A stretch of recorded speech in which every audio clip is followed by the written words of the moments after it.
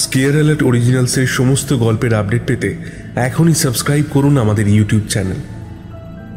আজ আপনাদের জন্য রয়েছে দোলা ভট্টাচার্যের কলমে নববধূ। আজকে গল্পের শেষে আপনাদের জন্য থাকছে এই গল্প থেকে একটি প্রশ্ন, যেটি সঠিক উত্তরদাতাদের নাম আমরা পরবর্তী গল্পে ঘোষণা করব এবং আগের গল্পের সঠিক উত্তরদাতাদের নামও আজ গল্পের শেষে ঘোষণা করা হবে। শুরু হচ্ছে আজকের গল্প।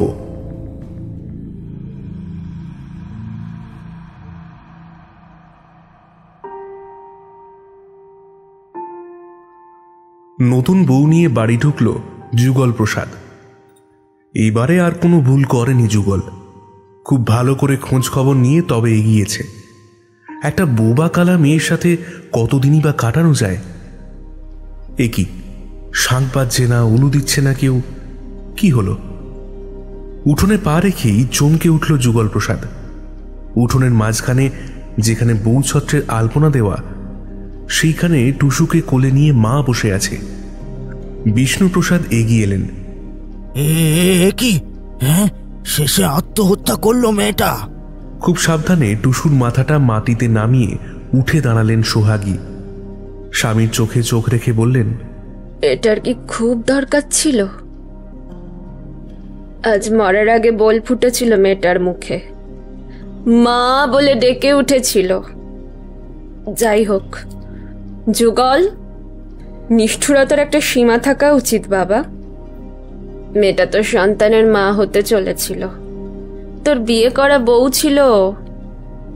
পারলে সম্মানের সাথে বিদায় দিস ওকে। চোখে এক ফোঁটা জল নেই সোহাগীর। আঁচল থেকে চাবির গোছা খুলে নববধূর হাতে দিয়ে বললেন, শক্ত হাতে এই সংসারের হাল ধরে থেকো মা। অন্যায়ের সাথে আপোষ করো নেকো কখনো। এ পাপের সংসার ছেড়ে আমি চলে যাচ্ছি। বাকি জীবনটা গুরুদেবের আশ্রমেই কাটাবো ঠিক করেছি।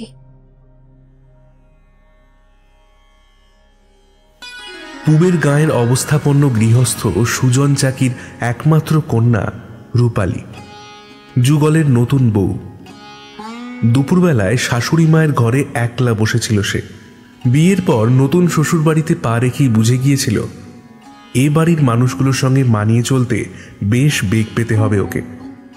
ভাবতেই পারেনি যুগল প্রসাদের আর একটা বউ ছিল। সেই বউয়ের মৃতদেহ পেরিয়ে আজ প্রথমবার শ্বশুর বাড়িতে ঢুকতে হলো। এই কেমন ভাগ্য! বউটার মুখটা চোখের সামনে ভেসে উঠছে বারবার। কি সুন্দর দেখতে! কি দোষ ছিল ওর? কেন এইভাবে মরতে হলো ওকে? পোয়াতি ছিল বউটা, তাও কেন আর একটা বিয়ে করতে গেল যুগল প্রসাদ? আজ এ বাড়িতে ওকে বরণ করে ঘরে তোলেনি কেউ। ওর হাতে সংসারের চাবিকাঠি ধরিয়ে দিয়ে শাশুড়িমা বিদায় নিলেন সংসার থেকে। এর থেকে খারাপ আর কি বা হতে পারে? শ্বশুরমশাইয়ের নির্দেশে যুগল ওর হাত ধরে ঘরে নিয়ে এসেছে। যতদিন না ফুলশয্যা হচ্ছে, যুগলের ঘরে যেতে পারবে না নতুন বউ। তাই সোহাগীর ঘরে স্থান হয়েছে ওর। বসে থাকতে থাকতে ঘুমে দুচোখ জড়িয়ে আসছিল রূপার। অবশ্য ঘুমের আর দোষ কি, কটা দিন ধরে বেশ ধকল গিয়েছে। কাল বাসরে প্রায় সারাটা রাতই জেগে কাটাতে হয়েছে। ও নতুন বউ, ঘুমোচ্ছ নাকি? চমকে উঠল রূপা। কি গো, ভয় পেলে নাকি? আমি পদ্ম গো, পদ্ম, তোমার স্বামীর দূর সম্পর্কের দিদি হই গো। ও আচ্ছা, কিছু বলবে? চলো নিচে চলো, বেলা পড়ে এলো প্রায়। দুটি মুখে দিতে হবে তো নাকি? সত্যি খুব খিদে পেয়েছিল তার। এত বেলা অবধি না খেয়ে কখনো থাকেনি। পদ্মর পেছন পেছন নেমে এলো।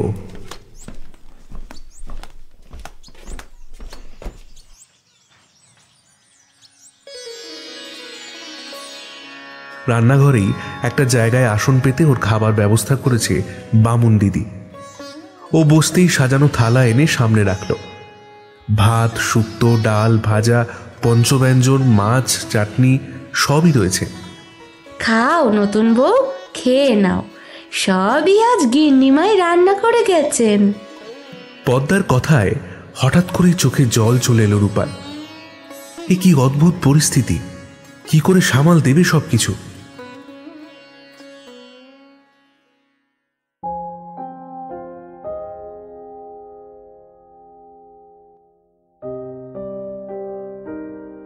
বোবা কালা মেয়েটা বেশ কয়েক বছর আগে এসে পড়েছিল এখানে। আমারই দুঃসম্পর্কের আত্মীয়ের মেয়ে। খুব ছোটবেলায় বাপ মা দুজনকেই হারিয়েছে। আমি আশ্রয় দিয়েছিলাম ওকে। বাড়ির মেয়ের মতোই ছিল আমাদের কাছে। কোথায় না কোথায় যে ঘুরে বেড়াতো কে জানে। কে যে ওর এমন সর্বনাশ করলো কে জানে। নিজের লজ্জা ঢাকতে শেষে জলে ডুবে মরল মেয়েটা। ঠিক এই কথাগুলোই বললেন বিষ্ণুপ্রসাদ। চোখ থেকে 2 ফোঁটা জলও ঝরে পড়ল দারোগা বাবুর সামনে। গম্ভীরাশ্রু চিনতে ভুল হয় না দারোগা গনাই মণ্ডলের। সে যাই হোক, পেট মোটা একটা খাম ওনার পকেটে ঢুকলেই হলো। সব মুশকিল উনি আসান করে দেবেন। হলো তাই। বেশ কয়েকটা টাকা খয়রাত করে আইনটাকে কিনে ফেললেন বিষ্ণুপ্রসাদ। ছেলের বউটাকে বেমালুম আশ্রিতা বলে চালিয়ে দিতে বাঁধল না ওর।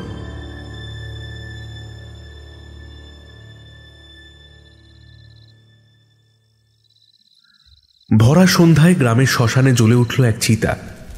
বিনা আড়ম্বরে টুসুর নিষ্প্রাণ দেহটা তাতে সমর্পণ করল যুগল প্রসাদ। ধুধু করে জ্বলে উঠল আগুন। বাপ ছেলে দুজনেই নির্নিমেষে তাকিয়ে রইলেন সেই দিকে। কি একটা অস্বস্তিতে ছেয়ে যাচ্ছিল যুগলের মনটা। কেন এমন হচ্ছে কিছু একটা অনুভব করে ছেলের দিকে ফিরলেন বিষ্ণুপ্রসাদ। কি ভাবছিস যুগল? কাজটা ঠিক হলো তো বাবা? আবার সেই কথা। যা হয়েছে ঠিকই হয়েছে, এসব নিয়ে একদম চিন্তা করবি না। কিন্তু বাবা, মা যে চলে গেল। যাবে আর কোথায়? মেয়ে ছেলে তো, এত সুখের ঘর ছেড়ে আশ্রমে গিয়ে থাকবে? তাহলেই হয়েছে আর কি। 2 দিন পর ঠিক ফিরে আসবে, দেখিস। বাবা, টুসুর কথা রূপা জানতে চাইলে কি বলবো? শুনলি তো দারোগাকে কি বললাম? সেটাই বলবি। এখন থেকে সবাই সেটাই জানবে। কিন্তু গাঁয়ের অনেকেই তো সত্যিটা জানে। কেউ যদি রূপার কানে তুলে দেয়? কে তুলবে কথা? বিষ্ণুপ্রসাদের অন্দরে ঢুকে তারই পুত্রবধূর কান ভাঙানোর সাহস কার আছে? আগুনের আভায় রক্তাভ হয়ে ওঠা বিষ্ণুপ্রসাদের মুখটায় পৈশাচিক হাসি ফুটে উঠল। সেদিকে হাঁ করে তাকিয়ে রইল যুগল। আবার সেই অস্বস্তি বোধ ফিরে আসছে যেন। নদীর বুক থেকে উঠে আসা ঠান্ডা বাতাস বয়ে যাচ্ছে সনসন করে, যেন কারো দীর্ঘশ্বাসের শব্দ। কান্না ভেজা অশ্রুত স্বরে কি যেন বলে যাচ্ছে কেউ। বুঝতে পারছে না যুগল। চিতার আগুন যেন আকাশ ছুঁতে চাইছে এই মুহূর্তে। সেদিকে নির্নিমেষে তাকিয়েছিল যুগল। অসংখ্য অগ্নিবলয়ের গ্রাসে ধীরে ধীরে চলে যাচ্ছে টুসুর অনিন্দ সুন্দর দেহলতা। কেমন যেন করছে মনটা। কেন এমন হচ্ছে যুগলের? তবে কি অপরাধ বোধ? এটা কি হচ্ছে? চিতার আগুনটা আচমকাই ছোট হতে হতে নিভে গেল একেবারে। কেউ যেন জল ঢেলে নিভিয়ে দিল। অর্ধদগ্ধ চিতা থেকে উঠে আসা ধোঁয়ার রাশি ধীরে ধীরে পাক খেতে খেতে ওপরে উঠতে লাগলো। ঊর্ধ্বমুখী সেই ধোঁয়ার রাশির মধ্যে জন্ম নিচ্ছে ধোঁয়া দিয়ে গড়া এক মানবী দেহ। ধীরে ধীরে স্পষ্ট হয়ে উঠছে তার হাত, পা, মুখ, মাথা, লম্বা চুলের রাশি। এ যে টুসুমণি, কিন্তু এ কি রূপ তার! চোখ দুটো যেন জ্বলন্ত অঙ্গারের মতো ধকধক করে জ্বলছে। পাথরের মতো দাঁড়িয়ে দেখছেন বিষ্ণুপ্রসাদ ও যুগল প্রসাদ। সহসা অভিশাপ দেওয়ার ভঙ্গিতে ডান হাতের তর্জনী তুলে ধরল সে। জ্বলন্ত 2 চোখ থেকে ঝরে পড়ল অগ্নিস্ফুলিঙ্গ। দুজনের চোখের সামনে ধীরে ধীরে বড় হতে হতে কুয়াশার মতো সমগ্র পৃথিবীতে যেন ছড়িয়ে পড়ল সেই ধূম্র মানবী। পিতা পুত্র দুজনেই নির্বাক। এ কি অদ্ভুত কাণ্ড! সহসা কাঁপতে কাঁপতে মাটিতে বসে পড়লেন বিষ্ণুপ্রসাদ। যুগল, কিছু দেখতে পেলি বাপ? হ্যাঁ বাবা, দেখেছি। ও আমাদের অভিশাপ দিয়ে গেল। মাঘের শীতল রাতে ঠান্ডাটা যেন হাড় কাঁপিয়ে দিচ্ছে। বাবা ও ছেলের সাথে 4 জন শববাহক এসেছিল শ্মশানে। এই দৃশ্য তারা দেখতে না পেলেও কিছু যেন অনুভব করতে পারে। এইসব কি হচ্ছে? ও মোড়ল মশাই, সীতা যে নিভে গেল, এবার কি হবে? নিজেকে সামলে নিয়ে বিষ্ণুপ্রসাদ বলেন, কি আবার হবে? আবার জ্বালানোর ব্যবস্থা কর। কিন্তু কাঠ যে ভিজে। ভিজে মানে? ভিজলো কি করে? এতক্ষণ তো জ্বলছিল ঠিকই। একদিন ধরে মরা পোড়াচ্ছি বাপু, এমন অশৈলী কাণ্ড বাপের জন্মে দেখিনি। অদূরে আরো একটা চিতা জ্বলে উঠেছে তখন। শ্মশান ভূমির আধো অন্ধকারে গুটি কয়েক মাত্র মানুষ একে অপরের গা ঘেঁষাঘেঁষি করে দাঁড়িয়েছিল। মদনার কথায় ভয়ের শিহরণ জেগে উঠল তাদের মনে। ভয় পালাচ্ছিলেন বিষ্ণুপ্রসাদও। এরা যদি ভয় পেয়ে এইখানে ওদের দুজনকে ফেলে রেখে চলে যায়, তার থেকে ওই আধপোড়া মরারই সদ্গতি হোক। নির্দেশ দিলেন বিষ্ণুপ্রসাদ, ভাসিয়ে দে ওকে, ভাসিয়ে দে। যুগল নির্বাক। মোড়ল মশাইয়ের নির্দেশে টুসুর অর্ধদগ্ধ দেহ ভাসিয়ে দেয়া হলো নদীতে। সন্ধ্যার সময় ঠাকুর ঘরে প্রদীপ জ্বলল না আজ। তুলসী তলায় ঠিক ঠিক করছে গাঢ় অন্ধকার। নির্বাক মেয়েটা প্রতিদিন এই সময় সারা বাড়ি ঘুরে ঘুরে ধূপ দ্বীপ দেখাত। ধুনো সুগন্ধি ধোঁয়া ছড়িয়ে দিত প্রতি ঘরে ঘরে। সারা বাড়িটা জুড়ে আজ নিস্তব্ধতা বিরাজ করছে। সোহাগীর ঘরে বসে নতুন বউয়ের চুল বেঁধে দিচ্ছিল পদ্ম। এক ঢাল কোঁকড়ানো চুল রূপার। এই মুহূর্তে বেশ জট পড়ে রয়েছে। চিরুনি দিয়ে জট ছাড়াতে ছাড়াতে পদ্ম বলে, কি সুন্দর চুল গো তোমার নতুন বউ। আমাদের এই কুসুমটির জল হাওয়ায় আরো সুন্দর হয়ে উঠবে দেখো। কোনো উত্তর দেয় না রূপা। ওর মনটা একেবারেই ভালো নেই। বারবার মনে হচ্ছে ওর চলার পথটা সুগম হবে না। শহরে মাসির বাড়িতে থেকে পড়াশোনা করছিল বেশ। কেন যে বাবা এত তাড়াতাড়ি ওর বিয়েটা দিয়ে দিল কে জানে। একদিন সন্ধ্যাবেলায় হঠাৎ এসে বলল, তোর বিয়ে ঠিক করে ফেললাম, চল বাড়ি চল। চমকে উঠেছিল রূপা। বাবা, সামনের মাসে আমার বিয়ে ফাইনাল পরীক্ষা, এখন এটা কিছুতেই সম্ভব নয়। সবই সম্ভব রে মা, অনেক তো পড়াশোনা হয়েছে, আর পড়াশোনা করতে হবে না। এবার বিয়ে করে সংসার ধর্ম পালন কর। সংসার সামলাবে, বাচ্চা পালবে, এটাই তো মেয়েদের ধর্ম। অত পড়ে কি হবে?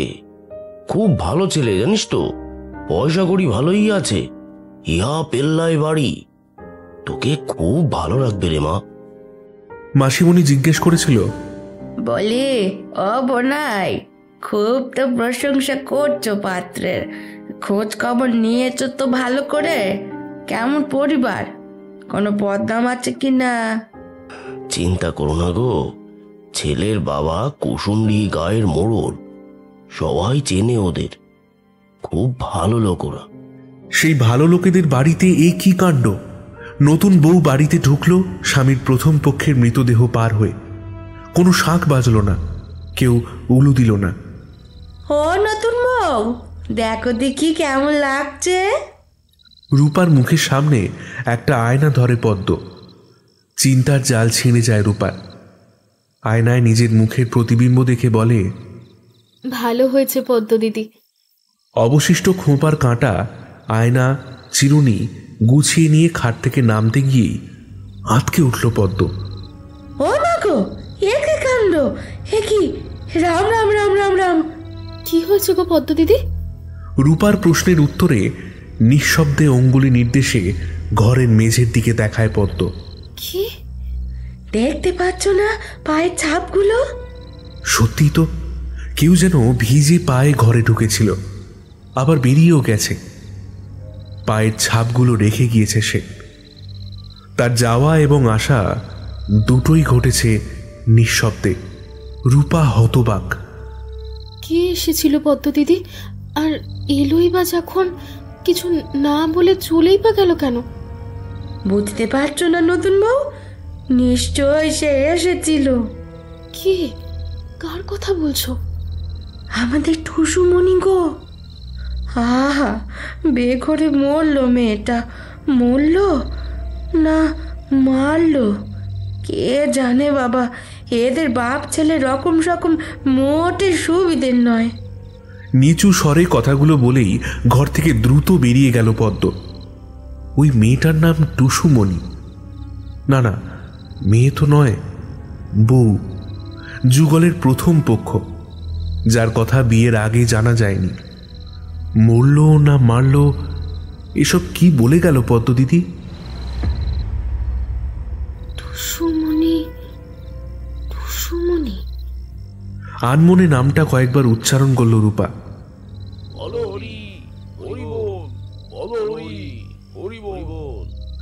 দূর থেকে তখনই ভেসে এলো শব্দটা।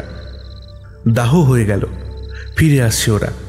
খোলা দরজা দিয়ে শীত শেষের কনকনে ঠান্ডা বাতাস এসে সহসা স্পর্শ করে গেল রূপাকে। বিস্ময় আর আতঙ্ক মিলেমিশে অবশ করে তুলল ওকে।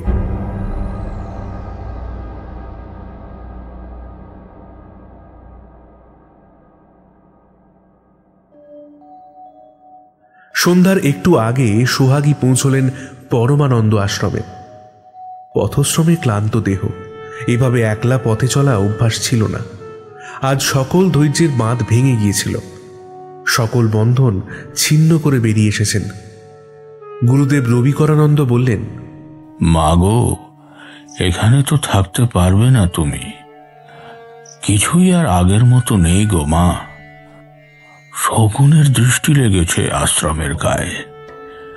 আমিও আর মাসখানেকই আছি এখানে, ততদিন তুমি থাকো, তারপর চলে যেও। কোথায় যাবেন গুরুদেব? আপাতত উত্তর কাশী, সেখান থেকে কোথায় যাব এখনো মনস্থ করিনি। আমাকে ফেলে যাবেন নেকো গুরুদেব, আমিও আপনার সাথে যাব। ও বাড়িতে আর আমাকে কেউ ঢুকতে দেবে না। এ পথ যে তোমার নয় মা, এ পথ বড়ই দুর্গম, আর সংসারের এখনো প্রয়োজন তোমাকে। তোমার সংসার দুহাত বাড়িয়ে ডাকছে তোমায়। চিন্তা করো না মা, আমি যাব তোমার সঙ্গে। তোমাকে তোমার সংসারে পৌঁছে দিয়ে আমি উত্তর কাশীর দিকে রওনা দেব।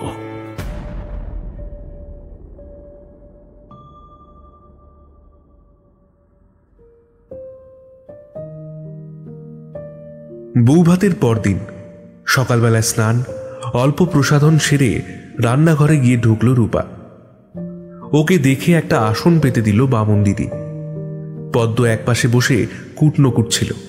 রূপাকে দেখেই হাত থেমে গেল। এ কি, রূপার গলায় টুসুমণির হার! এই হারটা টুসুর খুব প্রিয় ছিল, সব সময় এটা পড়ে থাকতো মেয়েটা। অবাক হয়ে তাকিয়ে রইল পদ্ম। বামন দিদিরও কেমন যেন হতবম্ব ভাব। রূপা অপ্রস্তুত। কি হলো? আমি কি কিছু ভুল করে ফেললাম? না না নতুন বউ, আসলে আজ তোমাকে বড় সুন্দর দেখাচ্ছে। পদ্মর কথায় মিষ্টি হাসির প্রত্যুত্তর দেয় রূপা। বামন দিদি হঠাৎ প্রশ্ন করে, ও নতুন বউ, ওই হারটা তুমি কোথায় পেলে গো? ওটা তো তোমার গলায় ছিল না। মস্ত বড় চুনির লকেটটা সকালে রোদ লেগে ঝলমল করছে।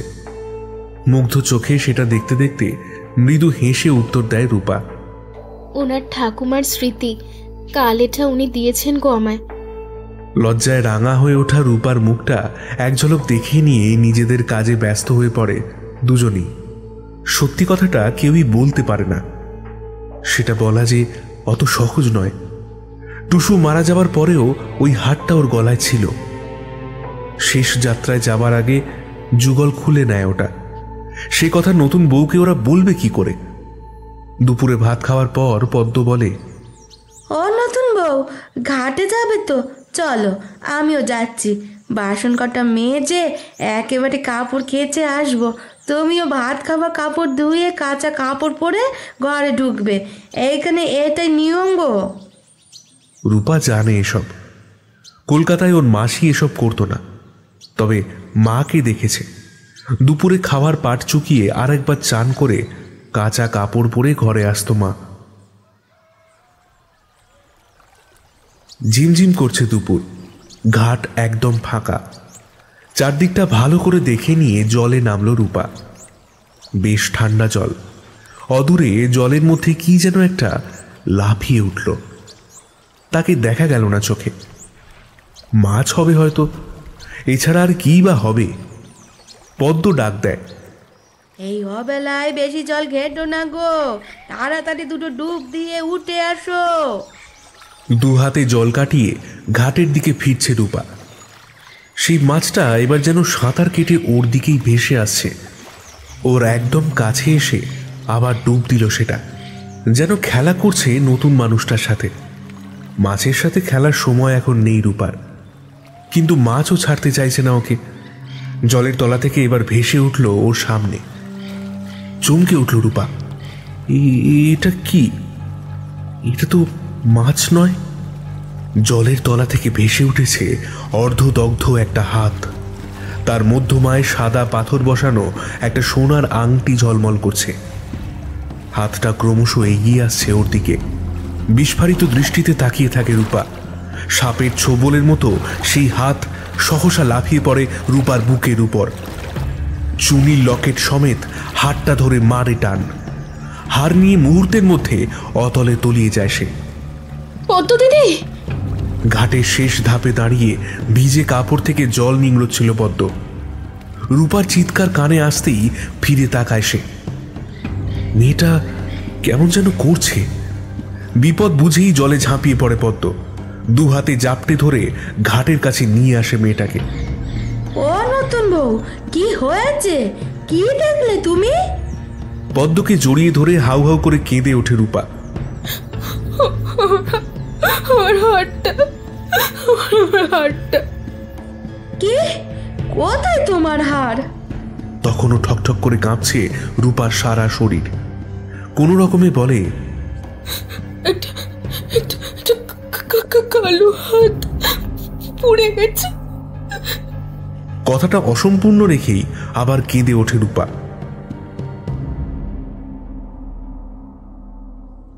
যুগল বা বিষ্ণুপ্রসাদ কেউই বিশ্বাস করলো না এই গল্প। অত দামি হাড়টা হারিয়ে আবার নাটক হচ্ছে? কত দাম জানো ওই হাড়ের? আমি মিথ্যে কথা বলছি না, বিশ্বাস করো।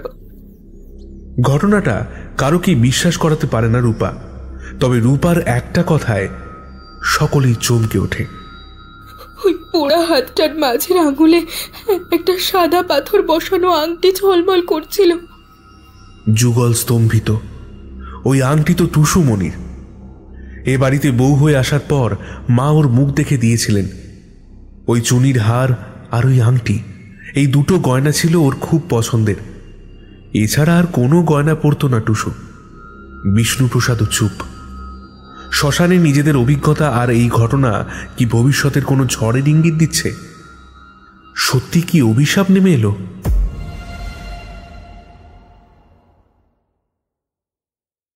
দেখতে দেখতে কেটে যায় দিন।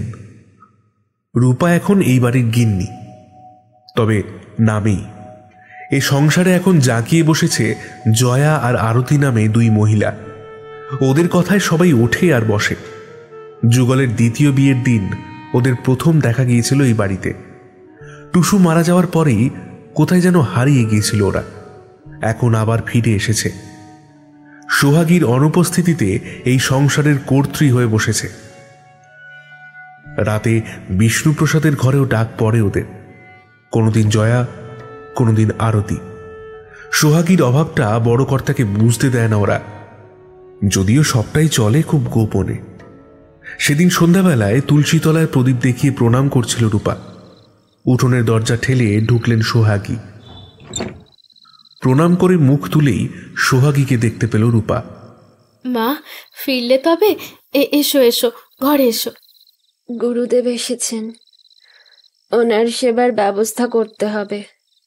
কাল ভোরেই উনি চলে যাবেন এখান থেকে। গুরুদেব রবিকরানন্দ নিজে এসেছেন সোহাগীকে পৌঁছে দিতে। তাই বিষ্ণুপ্রসাদ আর কোনো আপত্তি করলেন না। নিজের ঘরে ফিরলেন সোহাগী। পরদিন সকালে রান্নাঘরে গিয়েই টের পেলেন সোহাগী সবকিছু আর আগের মতো নেই। সংসারের যে চাবিকাঠি রূপার হাতে তুলে দিয়েছিলেন উনি, সেই চাবি এখন জয়ার আঁচলে। খুব সহজেই গোটা সংসার নিজের দখলে নিয়ে নিয়েছিল জয়া। এত জোর কিসের ওর? খুব তাড়াতাড়ি জয়ার মুখোমুখি হলেন সোহাগী। দুপুরবেলায় নিজের ঘরে বিশ্রাম নিচ্ছিলেন। জয়া এসে দাঁড়ালো। আমারে ডেকেছিলে নাকি গো গিন্নিমা? হ্যাঁ বাচ্চা, চাবিটা দাও দেখি। না মানে গিন্নিমা, এইটা তো এখন আমার কাছেই থাকে। তোমার কাছে কেন থাকবে? চাবিটা তো আমি বৌমাকে দিয়ে গিয়েছিলাম। আসলে কি জানো তো, বৌমা তো এখন অনেক ছোট, এত বড় দায়িত্ব, তাই আর কি। তা বেশ করেছো বাচ্চা, বেশ করেছো। এখন আমার জিনিস আমাকে ফেরত দাও দেখি। আমি তো আর বৌমার মতো ছোট্ট মেয়েটি নই। অনিচ্ছুক জয়া একরকম বাধ্য হয়ে চাবিটা তুলে দেয় সোহাগীর হাতে। ঘর থেকে চলে যাবার সময় জয়া কি বিভৎস দৃষ্টি নিয়ে তাকিয়েছিল ওর দিকে, খেয়ালও করলেন না সোহাগী। রাতের সব রান্না আজ সোহাগী করলেন। সাহায্য করতে পদ্ম আর বামন দিদি এসেছিল। অনেক রকম রান্না হয়েছে আজ। সবাইকে একসাথে বসিয়ে নিজেই পরিবেশন করলেন সোহাগী। যুগল বিষ্ণুপ্রসাদ দুজনেই খুশি, সেই আগের পরিবেশ। বিষ্ণুপ্রসাদকে ক্ষমা করতে পারেননি সোহাগী, পারবেনও না কোনোদিন। তবু ফিরতে যখন হলোই, মানিয়ে নিয়ে তো থাকতেই হবে। এই বয়সে আর যাবেনই বা কোথায়?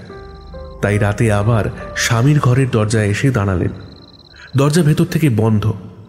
বেশ কয়েকবার ডাকার পর খুলে গেল দরজা। সোহাগীর সামনে দরজা আগলে দাঁড়িয়ে আছে আরতি। বিস্মিত সোহাগী, ভেতরে ভেতরে এই চলছে? এতটা নিচে নেমেছেন বিষ্ণুপ্রসাদ? আরতিকে সরিয়ে ঘরে ঢুকলেন সোহাগী। মুখে কিছু বলতে রুচিতে বাঁধল ওর। বাধা দিল আরতি। কর্তাবাবু ঘুমোচ্ছেন, ডাকবেন না ওকে, আপনি বরং সকালে আসুন। জ্বলন্ত দৃষ্টিতে আরতির দিকে তাকালেন সোহাগী। তুমি এখানে কি করছো? আরতি চুপ।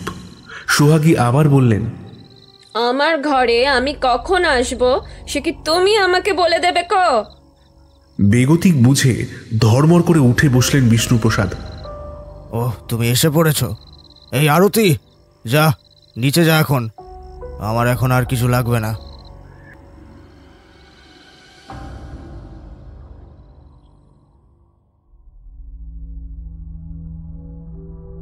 ইদানিং জয়া আর আরতি রূপাকে খুব যত্ন আত্তি করছে।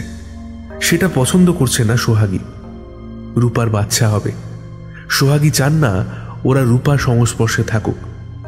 ভবিষ্যৎ বংশধরের তাতে ক্ষতি হতে পারে। বিষ্ণুপ্রসাদকে সরাসরি বললেন সোহাগী, জয়া আর আরতিকে যে কাজের জন্য এনেছিলে সে কাজ তো উদ্ধার হয়ে গেছে বাপু। তাহলে এখনো ওরা এখানে কি করছে শুনি? দুপুরবেলায় খেতে বসেছিলেন বিষ্ণুপ্রসাদ। সোহাগীর কথাগুলো শুনে ভয়ানক চমকে উঠলেন। কি কি বলছো? বললাম তো, শুনতে পাওনি? আসলে বাড়িতে তো অনেক কাজ, ওরা তো অনেকটাই সামলে দেয়। কোনো দরকার নেই, আমি আছি, পদ্ম আছে, সব সামলে নেব, সব। কোনো দরকার নেই কো। গরিব মানুষ, দুটো খেতে পড়তে পায়, এখানে থাকুক না। কোথায় যাবে বলো তো ওরা? কেউই তো নেই ওদের। এবার অন্যদিকে কথা করালেন সোহাগী। টুসুর মারা যাওয়াটা স্বাভাবিক নয়, আমি জানি, সব জানি। মেয়েটা নিজে মরেনি, ওকে মারা হয়েছে। এর একটা বিচার হওয়া দরকার। আমার দাদা তো শহরে পুলিশে চাকরি করে। ভাবছি দাদাকেই চিঠি লিখবো। কিভাবে এগোতে হবে, কি করতে হবে দাদাই বলে দেবে। খুনিগুলোকে এইভাবে সবার মধ্যে ঘুরে বেড়াতে দেওয়া যাবে নাকো। সব জেনে বসে আছো তুমি, সব জানো তাই না? আজকাল খুব বেশি নাটক নভেল পড়ছো মনে হচ্ছে। শোনো, কান খুলে শোনো, এটা নাটকের মঞ্চ নয়। কে খুন করতে যাবে ওই বোবাখানা মেয়েটাকে? কিসের জন্যই বা খুন করবে? যত সব। বিষ্ণুপ্রসাদের চোখে চোখ রেখে সোহাগী বললেন, খুনিদের আমি চিনি। টুসুকে খুন হতে দেখেছি আমি। শেষ মুহূর্তে বল ফুটেছিল মেয়েটার মুখে, মা বলে ডেকে উঠেছিল। সেটা শুনেই আমি ঘাটে গিয়েছিলাম। দুর্ভাগ্য আমার, বাঁচাতে পারিনি মেয়েটাকে। ভীষণ রেগে গিয়ে ভাতের থালা ছেড়ে উঠে পড়লেন বিষ্ণুপ্রসাদ। উনি না খেলে সোহাগীও খাবেন না, ভালো করে জানেন তিনি। বউকে জব্দ করার এর থেকে ভালো উপায় আর কি আছে? কথাগুলো আরতির থেকে শুনেই ভুরু কুঁচকে উঠল জয়ার। কি বলছিস? সত্যি ঘটনা? হ্যাঁ গো। তাহলে তো মুশকিল রে। তুই জানলি কি করে? দরজার আড়ালে আমি লুকিয়েছিলাম তো, গিন্নিমা আমাদের সন্দেহ করছে। কর্তা বাবু কি বললে? রাগ করে না খেয়ে উঠে পড়ল। এর একটা বিহিত করা দরকার। কর্তা বাবুর সাথে কথা বলতে হবে। আমরা যা করেছি ওনার কথাই করেছি। এখন আমাদের ধরে পুলিশের হাতে তুলে দিলে চলবে কেন? আচমকা কোথায় যেন হারিয়ে গেলেন সোহাগী। সেদিন দুপুরে সোহাগীর ওপরে রাগ করে ভাতের থালা ফেলে উঠে গিয়েছিলেন বিষ্ণুপ্রসাদ। স্বামী খাননি বলে সোহাগীও না খেয়ে ঘরে গিয়ে খিল দিয়েছিলেন। তারপর রাতের দিকে রান্নাঘরে এসেছিলেন একবার, কিছুক্ষণ থেকে আবার ঘরে গিয়ে শুয়ে পড়েছিলেন। সেদিন রাতেও কিছু খাননি সোহাগী। বিষ্ণুপ্রসাদ রাতের খাওয়া সেরে ঘরে চলে গেলে জয়া এক বাটি দুধ নিয়ে দিতে গিয়েছিল। দুধটুকু খেয়েছিলেন সোহাগী। সকাল হলে আর তাকে দেখা যায়নি। কোথায় চলে গেলেন তিনি? একই ঘরে থেকেও বিষ্ণুপ্রসাদ কিছুই টের পেলেন না। রূপার কান্নাকাটিতে বিরক্ত হয়ে যুগল বলে, এত কাঁদাকাটির কি আছে? মা তো আগেও এরকম বাড়ি ছেড়ে চলে গেছে। সংসার করার ইচ্ছে নেই আর মায়ের। যদি তোমার মায়ের জন্য এতই খারাপ লাগে তাহলে যাও, দুদিন বাপের বাড়ি গিয়ে থেকে এসো। চণ্ডীমণ্ডপের পাশে নতুন ক্লাব ঘরটা উদ্বোধন হলো আজ। ঘরটা অনেকদিন ধরেই ভেঙে চুরে পড়েছিল। আগে এই ঘরে পাঠশালা বসত। সেই পাঠশালার পাঠ কবে উঠে গেছে। তারপর কত দিন কেটে গেছে। টুসুমণি যেদিন নগেন মুর্মুর হাত ধরে পালাতে গিয়েছিল, ওদের ধরে এনে ওই ভাঙা ঘরেই বেঁধে রাখা হয়েছিল। আদমরা নগেনকে ঘরের পাশের ওই ঝাঁকড়া গাছটার ডালে বেঁধে ঝুলিয়ে রাখা হয়েছিল। টুসুর অবাঞ্ছিত বাচ্চাটাকে খালাস করা হয়েছিল এই ঘরেই। সব কথাই মনে আছে যুগলের, তবে নতুন রং করা ঘরটা দেখে ওসব আর মনে পড়ছে না। বাড়িতে বংশধর আসছে, সেই আনন্দে সকলকে মিষ্টি খাইয়েছেন আজ বিষ্ণুপ্রসাদ। যুগলও খুব খুশি। মায়ের হারিয়ে যাওয়াটা খুব একটা গুরুত্বপূর্ণ নয় ওর কাছে। রাত প্রায় 10টা। বাড়ি ফিরছে যুগল। নতুন ক্লাব ঘরে আড্ডাটা বেশ জমেছিল আজ। রঙিন পানীয় ছিল, তারই প্রভাবে পা দুটো টলমল করছে। গুনগুন করে বেসুরো গলায় গান গাইতে গাইতে এগিয়ে চলেছে যুগল। চণ্ডীমণ্ডপ ছাড়িয়ে বড় বাবার মাঠ। মাঠ পেরোলে নিতু পাগলির বিলের পাশ দিয়ে সরু রাস্তাটা চলে গেছে মোড়ল বাড়ির দিকে। দ্রুত পায়ে হেঁটে চলেছে যুগল। পেছনে কার যেন পায়ের অস্পষ্ট শব্দ শোনা যাচ্ছে। থমকে দাঁড়ায় যুগল। কেউ যেন আসছে। ঘাড় গড়িয়ে তাকায়, কই কেউ নেই তো। বিলের বুক থেকে ঠান্ডা বাতাস উঠে আসছে। কেমন যেন অস্বস্তি বোধ করে যুগল। কদিন আগেই পূর্ণিমা গেছে। আকাশে আজ ক্ষয়ে যাওয়া চাঁদ। ফিকে জ্যোৎস্নায় চারপাশটা কেমন যেন অদ্ভুত দেখাচ্ছে। এ যেন জন্মাব্দি চেনা সেই গ্রাম নয়। পেছনে আবার সেই পায়ের শব্দ। ভয় পাচ্ছে যুগল, তবুও ঘুরে দাঁড়িয়ে জোর গলায় হেঁকে উঠল, কে কে তুমি? ভয় দেখাচ্ছ এই যুগল প্রসাদকে? সাহস থাকলে সামনে এসো দেখি। না, কেউ নেই। তবু কিছুক্ষণ দাঁড়িয়ে থাকে যুগল। তীক্ষ্ণ শীষের মতো শব্দ করে মাথার ওপর দিয়ে একটা রাত চড়া পাখি ডাকতে ডাকতে উড়ে গেল। চমকে উঠে তাড়াতাড়ি সামনের দিকে পা বাড়ালো যুগল। এলোমেলো বাতাসে দোল খাচ্ছে আশেপাশের ছোট বড় গাছের দল। কোথা থেকে একটা পেঁচা ডেকে উঠল হুম হুম শব্দ করে। গলা ছেড়ে আবার গান ধরে যুগল।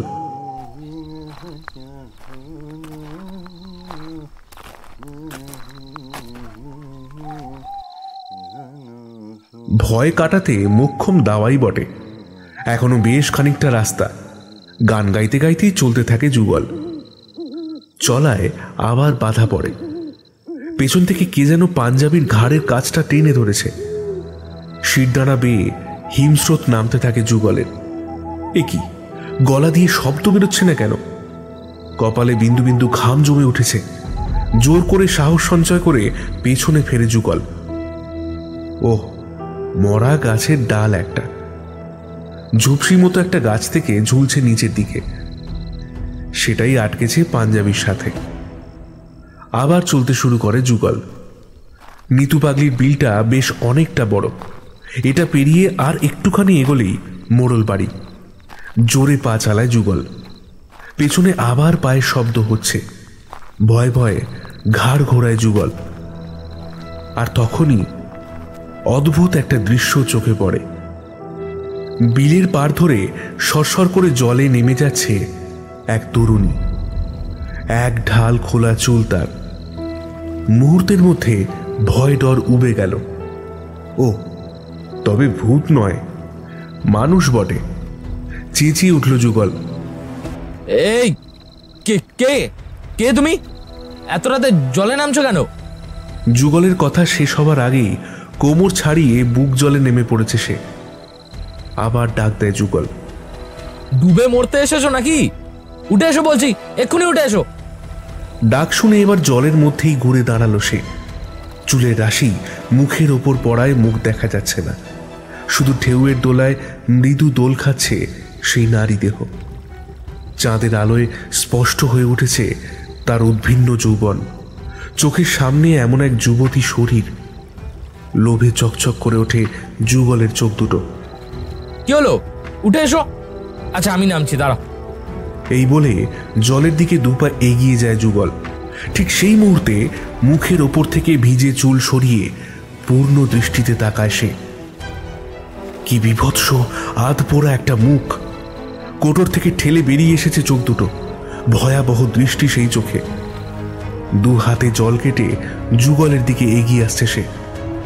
পাথরের মতো দাঁড়িয়ে থাকে যুগল।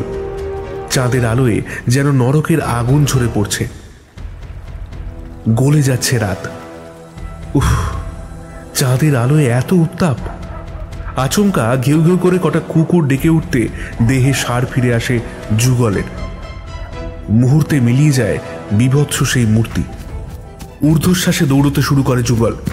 পেছনে শোনা যায় প্রেতিনীর অট্টহাসি।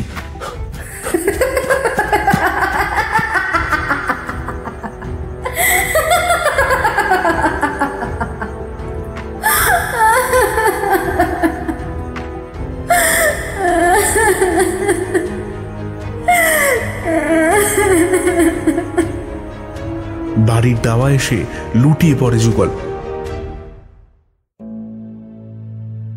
রাতে কিছু না খেয়েই শুয়ে পড়ে সে। খাবার বিশেষ ইচ্ছেও ছিল না। আজ রূপা নেই। কিছুদিনের জন্য বাপের বাড়ি পাঠানো হয়েছে ওকে। প্রথমবার বাচ্চা হবে। বাপের বাড়ি থাকাই ভালো। একা শুয়ে ঘুম আসছে না যুগলের। কিছুক্ষণ আগে যা দেখেছে সেটাই ভাবছিল। ভয়াবহ মূর্তিতে টুসুমণি সামনে আসছে বারবার। আচ্ছা, ও কি সত্যি আসছে নাকি ওরা নিজেরাই ভাবছে এইসব? কে জানে। বাবাকে বলতে হবে একটা পিণ্ডদানের ব্যবস্থা করতে। এইসব ভাবনা চিন্তার মাঝে কখন ঘুম নেমে এসেছে যুগলের চোখে। আর সেই ঘুমের মধ্যে আবার ফিরে এলো টুসু। অনুনয় করে যুগল। কেন আসছো বারবার? দয়া করো, আমাকে মুক্তি দাও। অন্ধকারে টুসুর ঠোঁট নড়া দেখতে পায় যুগল। কানে ভেসে আসে কথা। আগে বললেই হতো, চলেই যেতাম। কিন্তু তোমরা বাবা ছেলে মিলে কি দুষ্টুমি না করলে আমার সাথে। খুব কষ্ট দিয়েছো কিন্তু আমাকে তোমরা। অন্ধকারে যুগলের সাথে কথা বলতে থাকে টুসু। হাত জোর করে ক্ষমা চায় যুগল। খাটের চারপাশে ঘুরতে ঘুরতে প্রেতিনী বলে ওঠে, অত ক্ষমা চাওয়ার কি হয়েছে বাপু? এই দেখো তোমার ছেলেকে এনেছি, একটু আদর করে দাও না ওকে। যুগলের বুকের ওপরে খুব যত্ন করে কিছু একটা রেখে দেয় টুসু। কি এটা? কাঁপতে কাঁপতে উঠে বসে যুগল। বুক থেকে খসে পড়ে একটা অপরিণত ভ্রূণ। পচা মাংসের গন্ধে ভরে ওঠে ঘরটা। চিৎকার করে ওঠে যুগল। বাড়ি শুদ্ধ সকলের ঘুম ভেঙে যায় যুগলের চিৎকারে। ভয় পেয়েছে সে, কিন্তু কেন, কিসের ভয়? পরদিনই রূপাকে আনতে লোক যায় পুবের গায়ে। ছেলের কাছে রাতের ঘটনা শুনেছেন বিষ্ণুপ্রসাদ, আর তারপরই এই সিদ্ধান্ত। বাপের বাড়িতে থাকা আর হলো না রূপার, ফিরে আসতে হলো। রাতে যুগলকে প্রশ্ন করে রূপা, তুমি নাকি ভয় পাচ্ছ একা থাকতে, কিসের এত ভয় তোমার? ভয় কেন? ভয় পাবো কেন? আসলে তোমাকে ছেড়ে থাকতে ইচ্ছে করছিল না, তাই এই ভয়ের নাটকটা। মুখে কিছু না বললেও রূপা বোঝে মিথ্যা বলছে যুগল। যেভাবে মিথ্যে বলে নিজের প্রথম বিয়ের কথা গোপন করে দ্বিতীয় বিয়ে করেছিল, এটাও সেরকমই মিথ্যা।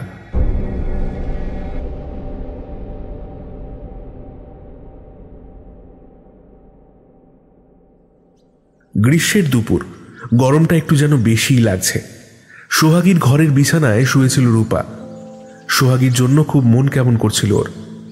না বলে কোথায় যে গেলেন মা কে জানে। এইখানেই দুপুরে শুয়ে থাকতেন তো, এখনো গায়ের গন্ধটা লেগে রয়েছে যেন। শুয়ে শুয়ে বিছানায় আলতো করে হাত বোলাচ্ছিল রূপা। হঠাৎ হাতে শক্ত মতো কিছু যেন লাগলো। জায়গাটা একটু উঁচু হয়ে রয়েছে মনে হচ্ছে। তাড়াতাড়ি উঠে চাদর তোষক সরাতেই পাওয়া গেল একটা খাতা, শক্ত পিচবোর্ড দিয়ে বাঁধানো। রূপা অবাক, কার খাতা? পাতা উল্টে দেখতে থাকে রূপা, বিস্ময়ে চরমে উঠতে থাকে। এ তো মায়ের খাতা। মা লেখাপড়া জানতেন, কিন্তু এসব কি লিখেছেন মা? তাড়াতাড়ি দরজায় খিল তুলে দিয়ে আবার খাতাটা নিয়ে বসে রূপা। দম বন্ধ করে পড়তে থাকে। টুসুর ভালোবাসা অন্য কেউ। যুগলের ওকে পছন্দ হয়েছিল, জোর করে বিয়ে করেছিল ওকে। টুসুর গর্ভে তখন ওর প্রেমিকের সন্তান। নিজের সন্তান এবং সম্মান বাঁচাতে বিয়ের পর প্রেমিকের হাত ধরে পালানোর চেষ্টা করে টুসু। পরিণামে পেতে হয় নিদারুণ শাস্তি। গ্রামের চণ্ডী মণ্ডপে বসে বিচার সভা। টুসুকে বেঁধে রেখে ওর সামনেই ওর প্রেমিকের ওপর চলে অত্যাচার। ছেলেটি মারা যায়। টুসুর গর্ভের সন্তানকেও জন্মানোর আগেই হত্যা করা হয়। তারপর থেকেই মেয়েটা মুখ ও বধির হয়ে যায়। যত দিন পেরেছে ওকে নির্বিচারে ভোগ করেছে যুগল, তারপর ছুঁড়ে ফেলে দিয়েছে। এরপর আর একটা বিয়ের বাসনা জাগে যুগলের, কিন্তু টুসু থাকতে আর এক বউ আসবে কি করে? হোক না ও অন্তঃসত্ত্বা।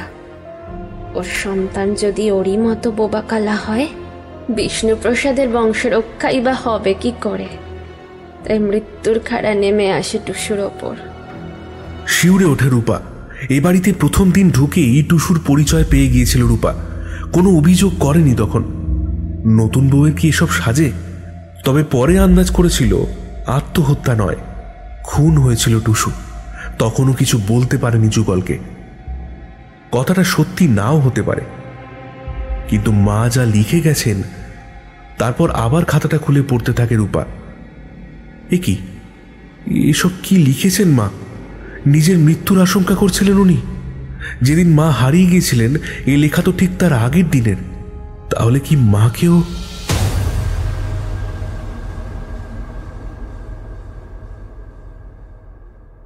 রান্নাঘরে পদ্ম আর বামন দিদি খেতে বসেছে। বেলা পড়ে এলো প্রায়। সবার খাওয়া হলে রোজ এমন সময় খেতে বসে ওরা। খেতে খেতে বামন দিদি হঠাৎ বলে, একটা কথা খুব শুনছি জানো। কি গো? প্রায় রাতের দিকে কে একটা মেয়ে যেন এ বাড়ির চারদিকে কেঁদে কেঁদে ঘোরে, মাথা ভরা চুল তার। কাল রাতে বাড়ি ফেরার পথে শুনলাম ওই চণ্ডী মণ্ডপে বসে থাকা বুড়োর দলগুলো সব আলোচনা করছিল। হতেই পারে অপঘাতে মৃত্যু, তো মেয়েটা শান্তি পায়নি। পদ্মর কথা শেষ হতেই তুমুল চিৎকার শোনা যায়। বিষ্ণুপ্রসাদ চিৎকার করছেন, বেয়াদব মেয়ে, যত বড় মুখ নয় তত বড় কথা। আজ যুগল আসুক, তোমাকে কিভাবে জব্দ করতে হয় দেখাচ্ছি। তাড়াতাড়ি বাইরে বেরিয়ে আসে বামন দিদি আর পদ্ম। জয়া আর আরতি তখন রূপাকে টেনে হিঁচড়ে নিয়ে চলেছে সোহাগীর ঘরের দিকে। রূপা আপ্রাণ চেষ্টা করছে ওদের কবল থেকে নিজেকে ছাড়াতে, কিন্তু পারছে না। পেছন থেকে বিষ্ণুপ্রসাদ চিৎকার করছেন, দেখিস ওর পেটেরটার যেন ক্ষতি না হয়, আমার বংশধরের ক্ষতি যেন না হয়। দু চোখ থেকে ঘৃণা ঠিকরে পড়ছে রূপার। পদ্ম আর বামুন দিদির সামনে দিয়েই ওরা রূপাকে ঘরের ভেতর ঠেলে দিয়ে দরজায় মস্ত একটা তালা ঝুলিয়ে দিল। বিষ্ণুপ্রসাদের হাতে পায়ে ধরেও পদ্ম ছাড়াতে পারল না ওকে। রূপার এরকম অবস্থা হওয়ার কারণটা একটু গুরুতরই বটে। গতকাল রূপাকে বাপের বাড়ি থেকে নিয়ে আসা হয়েছে যুগল প্রসাদের শারীরিক অসুস্থতার সংবাদ দিয়ে। বাবা মা চিন্তা করবে তাই একটা চিঠি লিখে পঞ্চা লেঠেলের হাত দিয়ে ডাকে ফেলতে পাঠিয়েছিল সে। মালি বউ সুশীলা জয়াকে খবরটা দেয়। চিন্তায় পড়ে যায় জয়া। কিসের চিঠি? কারে পাঠালো? গিন্নিমাও তো তার পুলিশ দাদাকে একটা চিঠি লিখবে বলছিল না? হ্যাঁ, এইটা কি সেই চিঠিটাই? ওটা তো সারাদিন শাশুড়ির ঘরেই পড়ে থাকে। শাশুড়ির লেখা চিঠিটা খুঁজে পেয়ে সেটাই ডাকে পাঠালো না তো? বাবারে, কে জানে বাবা, কর্তা বাবুকে তো জানাতে হচ্ছে ব্যাপারটা। কর্তাবাবু যখন জানলেন তখন চিঠি পোস্ট হয়ে গেছে। বিষ্ণুপ্রসাদও চিন্তায় পড়লেন। শিক্ষিতা মেয়ে, শহরে থেকে পড়াশোনা করেছে, কখন কি করে বসে কে জানে। রূপার ডাক পড়ল বিষ্ণুপ্রসাদের ঘরে। বিছানায় শুয়েছিলেন বিষ্ণুপ্রসাদ। রূপাকে দেখে উঠে বসলেন। বৌমা, আমাকে না জানিয়ে কাকে চিঠি পাঠিয়েছ? এই মুহূর্তে রূপার বুক জুড়ে রয়েছে এক রাশ ঘৃণা স্বামী আর শ্বশুরের প্রতি। তবু শান্তভাবে উত্তর দেয়, আমার মাকে চিঠি লিখেছি বাবা। কাল আপনার ছেলের অসুস্থতার খবর পেয়েছেন ওনারা, তাই চিঠি লিখে জানালাম সব ঠিক আছে। চিঠিটা পাঠানোর আগে আমার অনুমতি নেওয়ার দরকার ছিল না নাকি? নিজের মাকে চিঠি লিখব, তার আবার অনুমতি কিসের বাবা? অনুমতি লাগবে। কি খবর পাচার করছো জানা দরকার আমার। আপনি আমাকে অবিশ্বাস করছেন বাবা? আবার মুখে মুখে তর্ক করছো? এই অপরাধের জন্য তোমাকে হাত পা বেঁধে চোর কুটুরিতে ফেলে রাখতে পারি, জানো তুমি? আপনারা তো ভয় কিসের বাবা? এমন কিছু কি আছে যা ঢাকা দেবার জন্য আপনাকে এরকম অযৌক্তিক আচরণ করতে হচ্ছে? খুব শান্ত অথচ দৃঢ়ভাবে কথাগুলো বিষ্ণুপ্রসাদের দিকে ছুঁড়ে দিল রূপা। এমনিতে খুবই শান্ত মেয়েও, কিন্তু এই মুহূর্তে আর শান্ত থাকতে পারছে না। হয়তো ওর শারীরিক অবস্থা এর জন্য দায়ী। রূপার সাহস দেখে প্রথমটায় স্তম্ভিত হয়ে গেলেন বিষ্ণুপ্রসাদ। মেয়ে ছেলে পায়ের তলায় থাকবে কোথায়? তা না, সাপের মতো ফনা তুলতে চাইছে। মুখে কিছু না বলে বিছানার পাশের টেবিলে রাখা ভারী কাঁসার ঘটিটা ছুঁড়ে মারলেন বিষ্ণুপ্রসাদ রূপাকে লক্ষ্য করে। একটুর জন্য লক্ষ্যভ্রষ্ট হলো ঘটিটা। ফুঁসে উঠল রূপা, বাবা, এই বংশেরই সন্তান জন্ম দিতে চলেছি আমি, আর আপনি আমাকে আঘাত করতে চাইছেন? আপনি এত খারাপ। বৌমা। কে বৌমা? আমি? আর আপনি পিতৃতুল্য হয়ে আমার সাথে আচরণ করছেন? আমি কিন্তু টুসুমণি নই বাবা। মায়ের মতো সর্বংশ হও কিন্তু আমি নই। ওদের সঙ্গে কি হয়েছে আমি সব জানি। আপনাদের কুকীর্তি না আমি সবাইকে বলে দেব। বোকা মেয়েটা টেরই পায়নি জয়া আর আরতি এতক্ষণ ওর পেছনেই দাঁড়িয়েছিল। বিষ্ণুপ্রসাদ চোখের ইশারা করতেই চেপে ধরল ওরা রূপাকে। রূপাকে ঘরে বন্দি করে রেখে জয়া আর আরতি আবার এলো বিষ্ণুপ্রসাদের ঘরে। কর্তাবাবু, কর্তাবাবু, ওই মেয়ের কি ব্যবস্থা হবে? কোন দেখিনি কি ব্যবস্থা হবে? ওর দায়িত্ব তোদের ওপর দিলাম। বাচ্চাটা হয়ে যাক, আর তো কয়েকটা মাস, তারপর যা হয় হবে। এদেশে বাচ্চা হতে গিয়ে এখনো অনেক মাই মারা যায়, কি আর করা যাবে। বেচারি দু পাতা পড়েছে বলে ভেবেছিল আমার সাথে পাঙ্গা নেবে। আরে অত সহজ নাকি আমাকে মার দেওয়া? পুরুষরাই পারে না, আর এ তো মেয়ে ছেলে।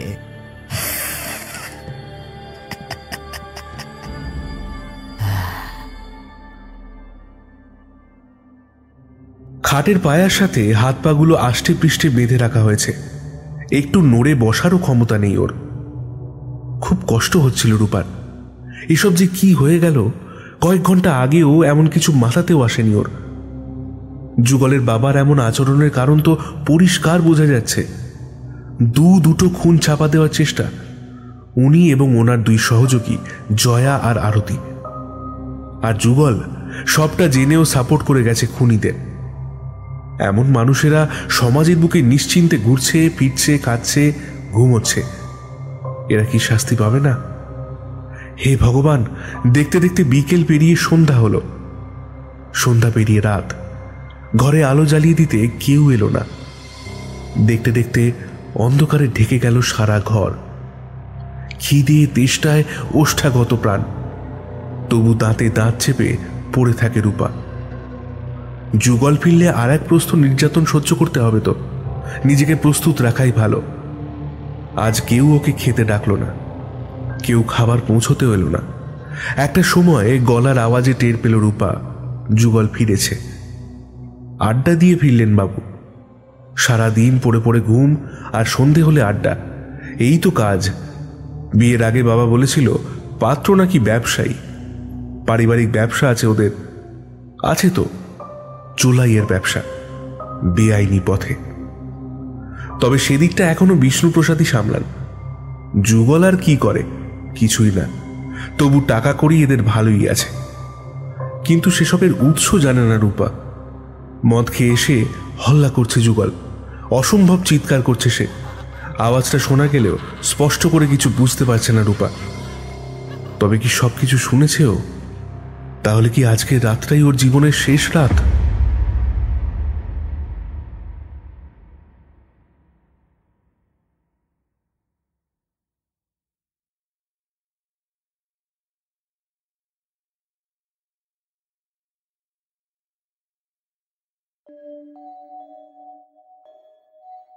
অন্তঃসত্ত্বা অবস্থায় টুসুমণিকে যখন মেরেছে ওরা, তখন তো ওকেও মারতে পারে।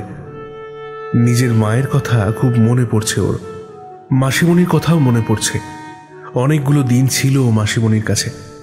নিঃসন্তান মাসিমণি কোনো অযত্ন করেনি কখনো। এই মুহূর্তে নিজের আপনজনদের কথা ভেবে অঝরে কাঁদতে থাকে রূপা। হঠাৎ খুট করে একটা আওয়াজ হতে চমকে উঠল সে। দরজাটা কেউ যেন খুলছে। তবে কি যুগল আসছে? খুলে গেল দরজা। কেউ একজন ঢুকলো ঘরে। কে? কোনো শব্দ নেই আর। কে এসেছো? সাড়া দাও। নিঃশব্দে রূপার পাশে বসে পড়ে ওর গায়ে হাত রেখে বলে মানুষটি, ও বউ, আমি রে, আমি পদ্ম দিদি। পদ্ম দিদি? কি ঠান্ডা গো তোমার হাত, একেবারে বরফের মতো। চট করে হাতটা সরিয়ে নেয় পদ্ম। কোনো কথা নয়, আশেপাশেই সব আছে, কিন্তু আমি বাঁধন খুলে দিচ্ছি, তুই পালা এখান থেকে, নইলে তোরও টুসুমণি আর কর্তামার মতো অবস্থা হবে। দ্রুত রূপার বাঁধন খুলে ওকে ঘরের বাইরে নিয়ে আসে পদ্ম। ঘরের বাইরে পা রাখার আগে সোহাগীর খাতাটার কথা মনে পড়ে তার। বিছানার তলা থেকে খাতাটা বার করে নিয়েই পদ্মর হাত ধরে আবার এদিক ওদিক ভালো করে দেখে রূপাকে নিয়ে ঘর থেকে বেরিয়ে আসে। কিছুক্ষণের মধ্যেই বাড়ির বাইরে রূপার হাত আবার ছুট লাগায় পদ্ম। ছুটতে খুব কষ্ট হচ্ছে রূপার, গতি কমে যাচ্ছে। ওর সাথে ছুটে চলেছে পদ্ম, মাঝে মাঝেই তাড়া লাগাচ্ছে। ছোট বউ ছোট, ধরা পড়লে কেউ বাঁচাতে পারবে না। রাতের অন্ধকার ছমছম করছে। একটানা ছুটে নিতু পাগলির বিলের কাছে এসে দাঁড়ায় ওরা। রূপার হাত ছেড়ে দিয়ে পদ্ম বলে, এই অবধি দিয়ে গেলাম তোকে, এবার তো একাই এগোতে হবে। তুমিও চলো আমার সাথে, না হলে তোমারও বিপদ হবে। আর কি হবে আমার? যা হবার সে তো হয়েই গেছে, কিন্তু তোকে তো বাঁচতে হবে। পেটে যে রয়েছে তাকেও তো বাঁচাতে হবে। যা তুই, আর দেরি করিস নে। আর এই নে, এইটা রাখ। আঁচলের খুঁট খুলে কিছু একটা বার করে রূপার সামনে মেলে ধরে পদ্ম। অন্ধকার আকাশের গায়ে আজ নক্ষত্রের মেলা। মৃদু আলো ছড়িয়ে আছে চারিদিকে। সেই আলোয় জিনিসটা চিনতে ভুল হলো না রূপার। এ তো সেই চুনির হারটা, তুমি কোথায় পেলে? পুকুরের নিচে কাদার মধ্যে ছিল, হায় তোকে পরিয়ে দিই। রূপার গলায় হাতটা পরিয়ে দেয় পদ্ম। ওহ, পদ্ম দিদির হাতে বরফের ছোঁয়া, নিঃশ্বাসে প্রবল শৈত্য, ঠান্ডায় কেঁপে ওঠে রূপা। এ কি, এমন হচ্ছে কেন? সহসা দমকা বাতাসে পদ্মর মাথা থেকে ঘোমটা উড়ে গিয়ে ছড়িয়ে পড়ে এলোমেলো এক ঢাল লম্বা চুলের রাশি। এ কি, বিধবা পদ্ম দিদির মাথায় তো ছোট ছোট কদম ছাট চুল ছিল। বিস্ময়ের অভিঘাতে নির্বাক রূপা।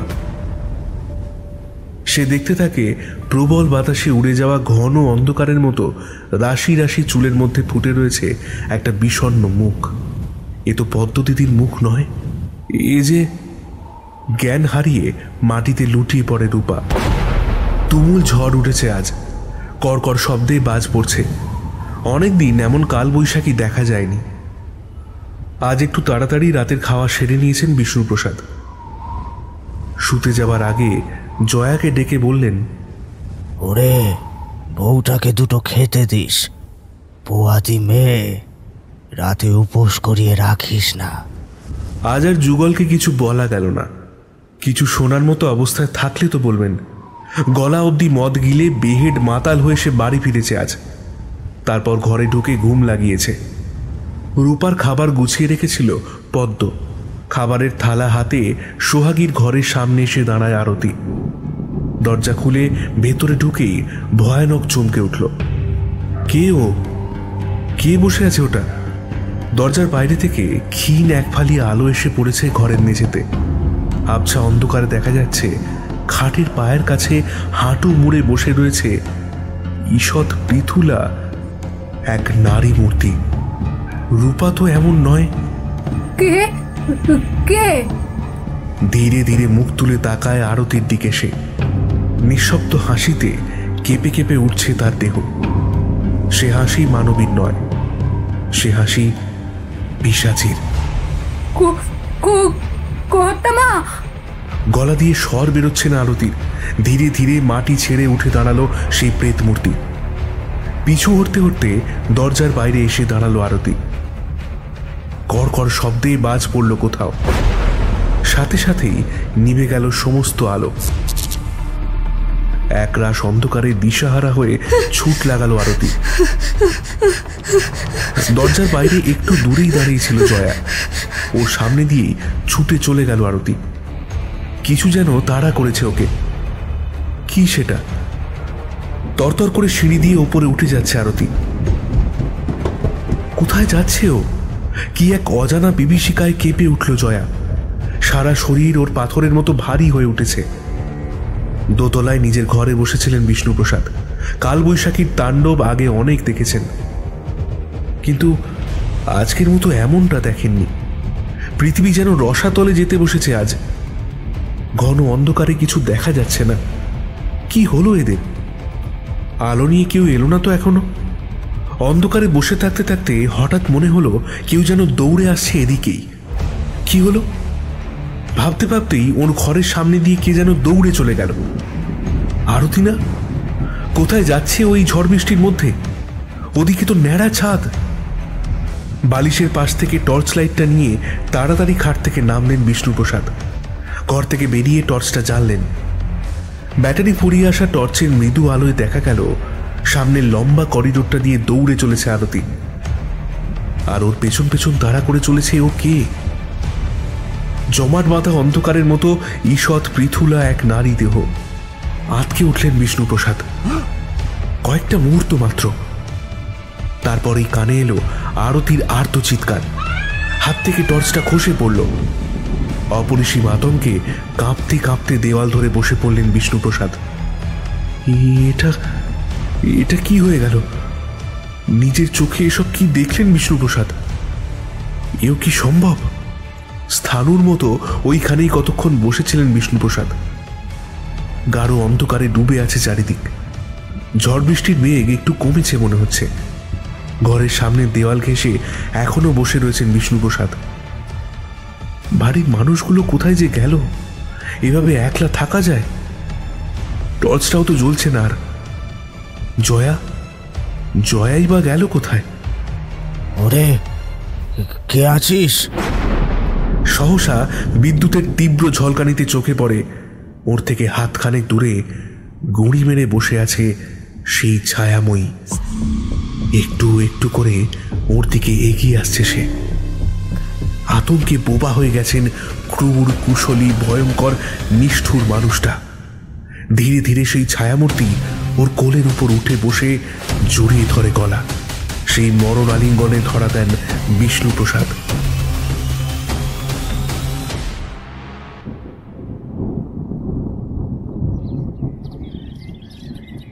ভোরের একটু আগে জ্ঞান ফিরল রূপার।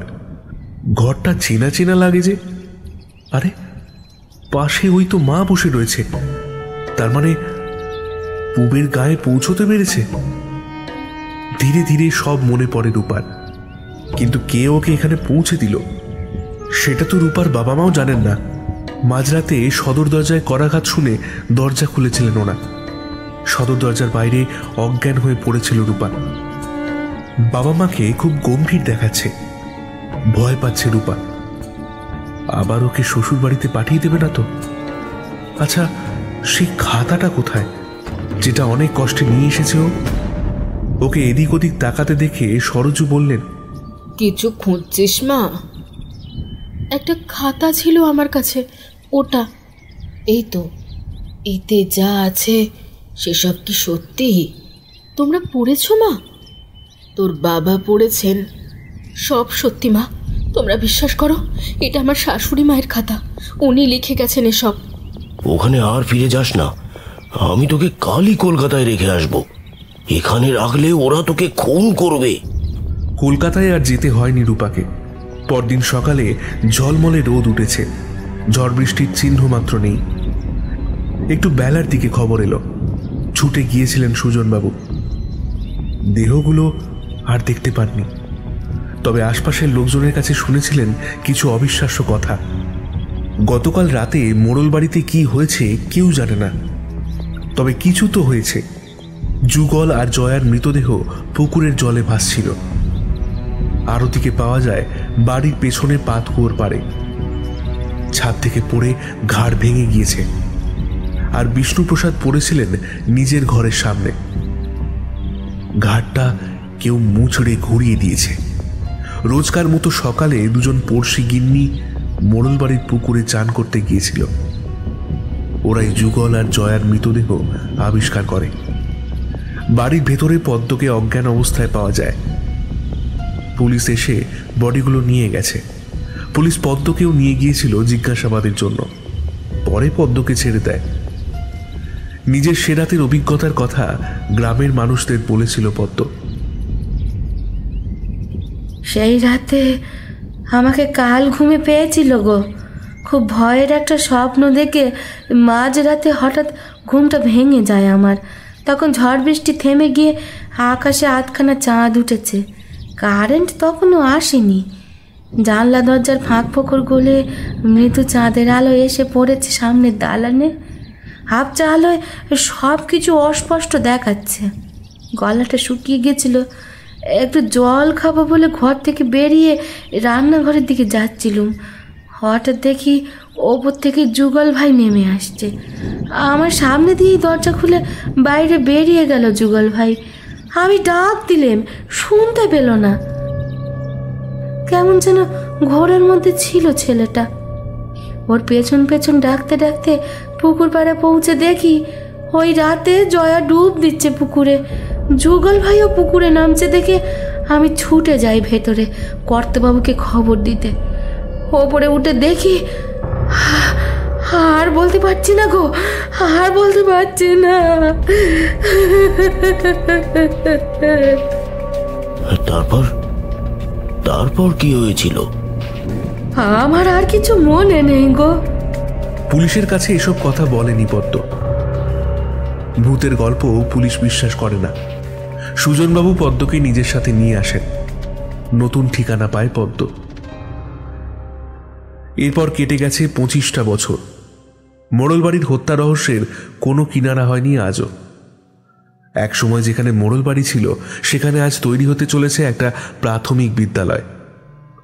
রূপার ছেলে সুগত আজ 25 বছরের যুবক।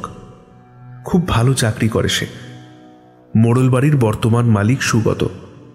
তারই উদ্যোগে আর গ্রামের মানুষদের সহযোগিতায় টুসুমণি আর সোহাগীর স্মৃতির উদ্দেশ্যে গড়ে উঠছে সোহাগমণি স্মৃতি বিদ্যালয়।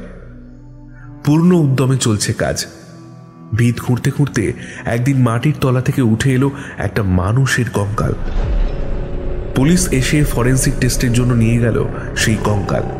টেস্টের রিপোর্ট আসতে জানা গেল কোনো মধ্যবয়সী নারীর কঙ্কাল সেটা। সোহাগী। হ্যাঁ, তাই সেদিন একটা অপরাধ চাপা দিতে আরও একটা অপরাধ করেছিলেন বিষ্ণুপ্রসাদ। তার প্রমাণ আজ পাওয়া গেল। পুলিশের কাজ মিটিয়ে সমস্ত নিয়ম মেনে পূর্ণ মর্যাদায় সোহাগীর অন্ত্যেষ্টি সম্পন্ন করল রূপা। এরপর আর কিছু নেই, আছে শুধু দিন গোনা। কবে সোহাগমণি স্মৃতি বিদ্যালয়ের কাজ শেষ হবে, শান্তি পাবে সোহাগী আর টুসুমণির আত্মা।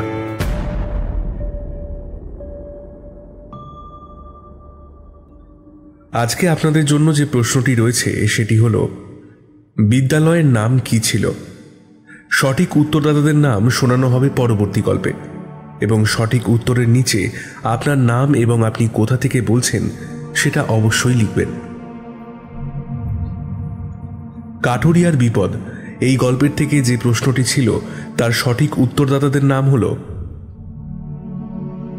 রাজস্থান জয়পুর থেকে বলেছেন শিবেন্দ্র পাল, পূর্ব বর্ধমান থেকে বলেছেন আশিস, বাংলাদেশ থেকে বলেছেন শেখ ফরিদ আহমেদ, জাকির বলেছেন গুজরাটের রাজকোট থেকে, মালবাজার থেকে বলেছেন রাধারানী, রাঁচি থেকে পিঙ্কি শীল, হুগলি ত্রিবেণী থেকে বলেছেন সুমনা দাস, হালিশহর থেকে বলেছেন অর্ণব মণ্ডল, সাবাং থেকে বলেছেন শুভঙ্কর দাস, দত্তপুকুর থেকে শ্রুতি দাস, বারুইপুর থেকে বলেছেন শঙ্কর মণ্ডল এবং পূজা মণ্ডল, দক্ষিণ 24 পরগনার মুলটি রায়পুর থেকে স্নেহা পুরকাইত, হাওড়া ওয়াদিপুর থেকে বলেছেন স্বদেশ পাত্র, নদিয়া বেথুয়াডহরি থেকে শুভজিৎ, রায়গঞ্জ থেকে বলেছেন মৃণালিনী ভট্টাচার্য, হাওড়া দেউলপুর বাঁধের বাজার থেকে পিয়ালি দাস, ইছাপুর থেকে সোমা বিশ্বাস, সুদীপ বলেছেন জয়নগর থেকে, ময়নাগুড়ি থেকে বলেছেন আরোহী দাস, হুগলি চন্দ্রদ্বীপ থেকে মল্লিকা বারিক, বাখরাহাট থেকে বলেছেন পায়েল মল্লিক, বাগনান হাওড়া থেকে চৈতালি মণ্ডল, জয়নগর থেকে ইসমালি খান, হুগলি উত্তরপাড়া থেকে কৃষ্ণা পাল এবং গোপালপুর থেকে বলেছেন ইনজামুল। এছাড়াও অনেকে বলেছেন, কিন্তু তাদের নাম অথবা ঠিকানা ঠিক মতন বলেননি। তাদেরকেও অসংখ্য ধন্যবাদ। আজ তাহলে এই পর্যন্তই। ফিরে আসছি ঠিক আগামী সপ্তাহে আরও একটি ভয় নিয়ে। ততক্ষণের জন্য সবাই ভালো থাকুন এবং গল্প শুনুন।